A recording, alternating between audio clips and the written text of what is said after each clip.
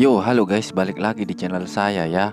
Kali ini kita bakal melanjutkan lagi alur ceritanya Jang Taesan yang mencoba menguasai dunia dengan uangnya. Oke, biar nggak berlama-lama lagi, tanpa basa-basi lagi, langsung saja, mari kita mulai. Cerita dimulai. Setelah kemunculan kakek yang bernama Chris Bernesdal di part sebelumnya, dan dia juga merupakan seorang poliglot yang mampu menguasai lebih dari 50 bahasa. Jang Taesan yang mendengarnya sebenarnya agak meragukan kakek tersebut karena jika dia bisa menguasai 50 bahasa atau lebih, itu seakan-akan dia sudah menguasai hampir seluruh bahasa yang ada di bumi. Kakek ini pun mengatakan ke Jang Taesan bahwa ia tahu kalau Jang Taesan ini mempunyai kekurangan dalam hal bahasa. Jadi dia datang ke Jang Taesan untuk mengajari Jang Taesan semua bahasa yang dia ketahui. Mengetahui kakek Chris ingin mengajari dirinya, Jang Taesan pun jadi sedikit curiga dan bertanya-tanya dalam hati. Sebenarnya apa yang kakek Chris itu inginkan dari dirinya sebagai imbalannya? Tanpa memperdulikan kecurigaan Jang Taesan, kakek Chris ini pun mengatakan, untuk mempelajari suatu bahasa memerlukan keahlian khusus. Sangat bodoh jika seseorang mempelajarinya secara akademis. Dasar-dasar bahasa itu dimulai dengan komunikasi yang terbuka. Setelah mendengar ocehan-ocehan kakek tua tersebut, yang Jang Taesan sendiri tak tahu apa maksudnya, Jang Taesan pun berkata dalam hati, kenapa kakek tua itu terus saja berceramah dari tadi? Dan Jang Taesan pun juga merasa saat kakek tersebut berbicara, ucapannya terasa aneh baginya. Kakek Chris ini pun masih saja nyerocos ke Jang Taesan dan mengatakan ke Jang Taesan, hal yang paling penting untuk belajar bahasa adalah menemukan guru yang tepat. Jang Taesan pun merasa curiga setelah mendengarkan penjelasan panjang lebar kakek Chris tadi. Dan Jang Taesan pun mengatakan ke kakek Chris apa yang harus dia lakukan. Karena Jang Taesan merasa tak masuk akal jika kakek Chris ingin mengajarinya secara cuma-cuma. Melihat Jang Taesan yang sudah menyadarinya, sentak membuat si kakek Chris pun terkejut. Melihat respon si kakek Chris yang terkejut, sentak membuat Jang Taesan berpikir bahwa si kakek itu masihlah baru dalam hal ini. Kukuku, seharusnya kau tak menunjukkan ekspresimu itu, kek. Jang Taesan pun berkata dalam hati jika alasan kenapa rumahnya lusuh adalah karena poinnya yang rendah. Itu artinya dia bisa mendapatkan poin dariku. Huhuhu, sepertinya aku sudah tahu keinginan si kakek kampret ini, kata Jang Taesan ini dengan percaya dirinya. Yang tentu saja membuat sikap Jang Taesan ke kakek tersebut pun berubah jadi sedikit arogan. Jang Taesan pun mengatakan, Anda bukan dewa kan, kek? Yang sentak saja membuat si kakek Chris ini pun terkejut mendengarnya dan mengatakan, apa yang kau katakan? Tentu saja bukan. Si kakek ini pun juga berkata dalam hati, bajingan sialan ini, benar-benar. Tapi aku tidak bisa melihat kepercayaan diri mengalir keluar dari saat dia mengatakan itu. Lalu haruskah aku menyentuh sedikit egonya? Kemudian kakek ini pun berkata ke Jang Taesan, hahaha, jangan baper, aku tidak marah. Tapi kenapa kau banyak bicara? Kakek Chris ini pun jadi berkeringat dingin setelah Jang Taesan mengatakan hal tersebut. Dan sembari sedikit khawatir, kakek Chris pun mengatakan, selama hidupku, karena yang aku lakukan hanyalah belajar. Jadi semakin sedikit kesempatan untuk melakukan perbuatan baik. Kalau saja aku punya uang, aku akan menyumbangkannya.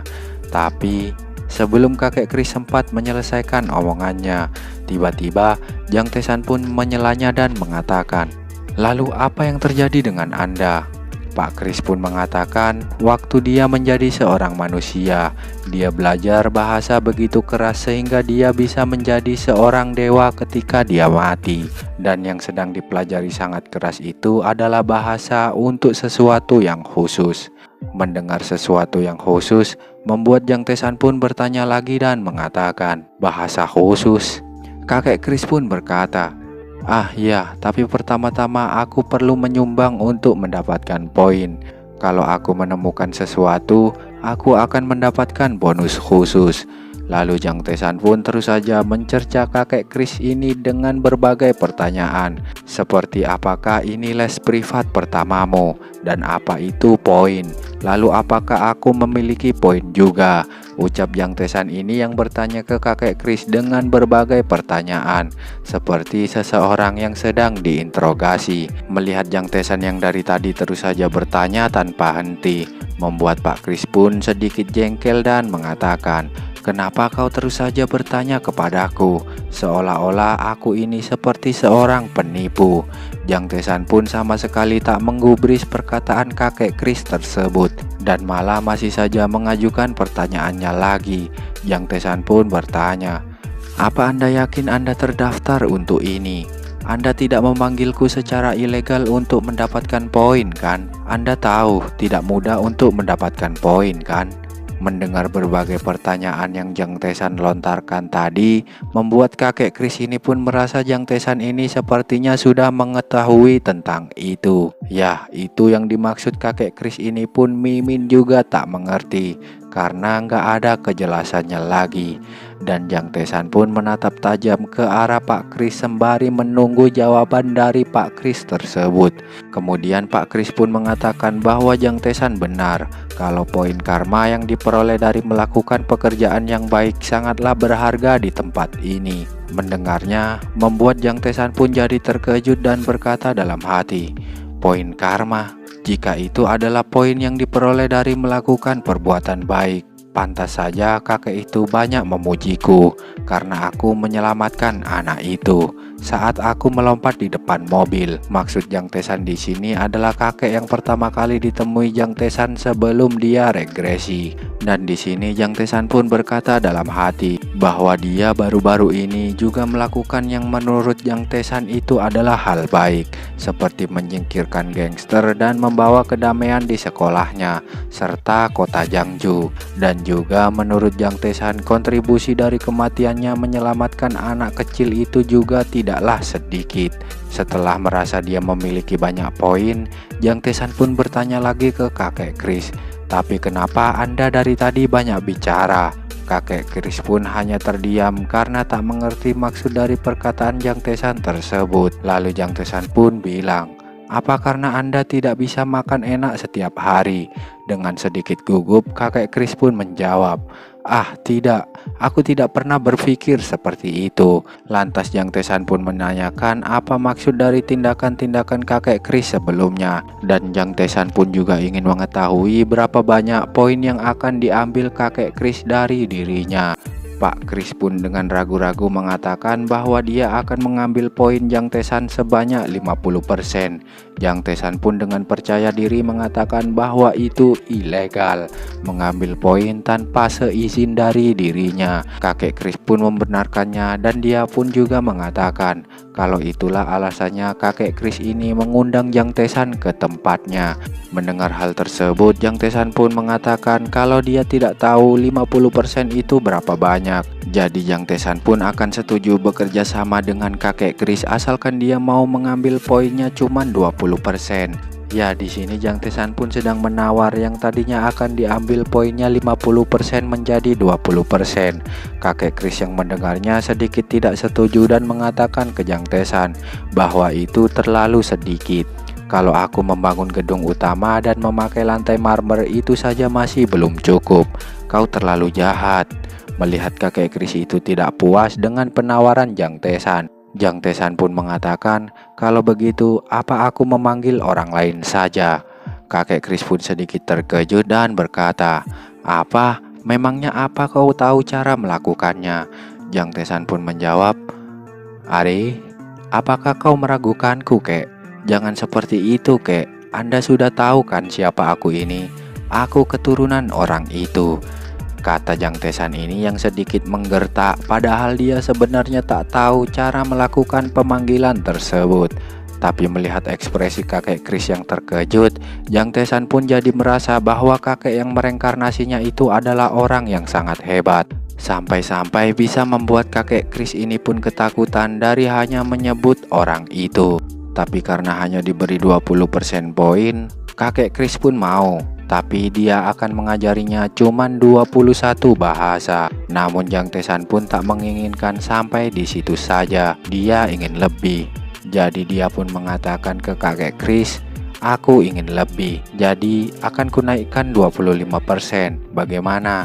Jang Tae-san pun mengatakan itu sembari merayu kakek Chris agar setuju. Yang sentak saja membuat kakek Chris sedikit tertekan dengan rayuan Jang Tae-san yang seakan memaksa tersebut. Dengan terpaksa akhirnya kakek Chris pun menyetujui keinginan Jang Tae-san. Dan setelahnya scene pun berpindah di sebuah gedung perbankan. Ada seseorang yang memaksa ingin bertemu manajer cabang di bank ini. Karena tidak ada janji pertemuan, resepsionis wanita ini pun tidak bisa memenuhi permintaan orang tersebut dan menyuruh orang itu untuk membuat janji dulu lalu kembali lagi ke sini. Namun sepertinya pria yang kita kenal ini pun hanya tersenyum mendengarnya lalu mengeluarkan sebuah amplop dan mengatakan, "Saya datang ke sini untuk tawaran bisnis besar. Bisa tolong berikan dokumen ini pada manajer cabang atau saya pulang saja." Yah, ternyata pria itu adalah Jang Tae-san yang sudah keluar dari dimensi yang entah di mana sebelumnya. Namun di sini karena melihat dia adalah seorang bocah, resepsionis ini pun sedikit meragukannya dan mengatakan, "Maaf," seakan-akan dia seperti salah dengar dari apa yang seorang bocah itu katakan. Jang Tae-san pun tak menyerah sampai di situ saja. Dengan mengedipkan matanya, dia pun mengatakan ke resepsionis tersebut, "Anda akan mengetahuinya saat Anda melihatnya." Twing. "Hahaha, tawaran bisnis yang besar ya," ucap resepsionis ini sembari menerima amplop yang diberikan Jang Tae-san tersebut. Melihat ekspresi resepsionis itu yang sepertinya meragukan dirinya, Jang Tae-san pun mengatakan, "Jangan takut dan tetaplah percaya diri." Kemudian resepsionis ini pun menyuruh Jang Tae-san untuk menunggu sebentar. Lalu dia pun menelpon seseorang. Melihat suasana dalam gedung ini, Jang Tae-san pun berkata dalam hati, "Sudah lama sekali ya sejak aku datang terakhir kali ke sini. Karena tempat ini dekat dengan perusahaan sekuritas tempatku bekerja. Aku datang lagi untuk mengunjungi bank ini beberapa kali. Apa itu sesuatu yang hanya dialami oleh orang-orang yang kembali ke masa lalu?